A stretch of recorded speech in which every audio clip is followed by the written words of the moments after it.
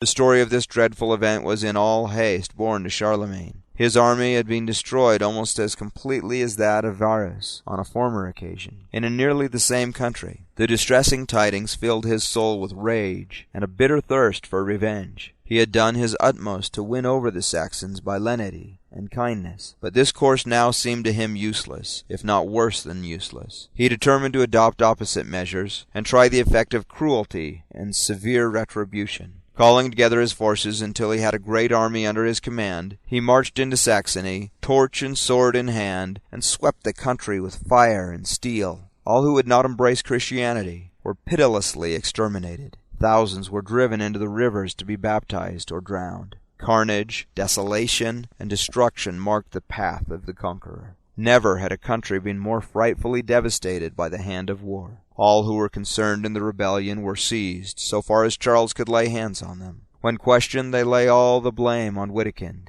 He was the culprit, they but his instruments. But Witekind had vanished. The protesting chiefs and people were in the conqueror's hands, and bent on making an awful example, he had no less than 4,500 of them beheaded in one day. It was a frightful act of vengeance which has ever since remained an ineradicable blot on the memory of the great king. Its effect was what might have been anticipated. Instead of filling the Saxons with terror, it inspired them with revengeful fury. They rose as one man, Witekind and Alboin at their head, and attacked the French with a fury such as they had never before displayed. The remorseless cruelty with which they had been treated was repaid in the blood of the invaders, and in the many petty combats that took place the hardy and infuriated barbarians proved invincible against their opponents. Even in a pitched battle, fought at Detmold, in which Witekind led the Saxons against the superior forces of Charlemagne, they held their own against all his strength and generalship, and the victory remained undecided. But they were again brought to battle upon the Heiss, and now the superior skill and more numerous army of the great conqueror prevailed. The Saxons were defeated with great slaughter, and the French advanced as far as the Elbe. The war continued during the succeeding year, by the end of which the Saxons had become so reduced in strength that further efforts at resistance would have been madness. The cruelty which Charlemagne had displayed, and which had proved so signally useless, was now replaced by a mildness much more in conformity with his general character. And the Saxons, exhausted with their struggles and attracted by the gentleness with which he treated them, showed a general disposition to submit. But Witekind and his fellow chieftain Alboin were still at large, and the astute conqueror well knew that there was no security in his new conquest unless they could be brought over. He accordingly opened negotiations with them, requesting a personal conference, and pledging his royal word that they should be dealt with in all faith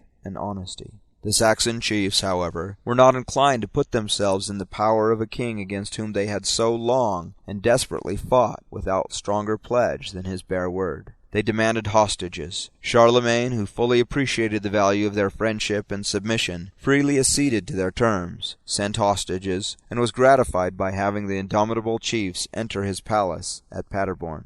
Witekind was well aware that his mission as a Saxon leader was at an end. The country was subdued, its warriors slain, terrorized, or won over, and his single hand could not keep up the war with France. He therefore swore fealty to Charlemagne, freely consented to become a Christian, and was, with his companion, baptized at Attigny in France. The emperor stood his sponsor in baptism, received him out of the font, loaded him with royal gifts, and sent him back with the title of Duke of Saxony, which he held as a vassal of France. Henceforward he seems to have observed good faith to Charlemagne, for his name now vanishes from history, silence in this case being a pledge of honor and peacefulness. But if history here lays him down, legend takes him up, and yields us a number of stories concerning him, not one of which has any evidence to sustain it. But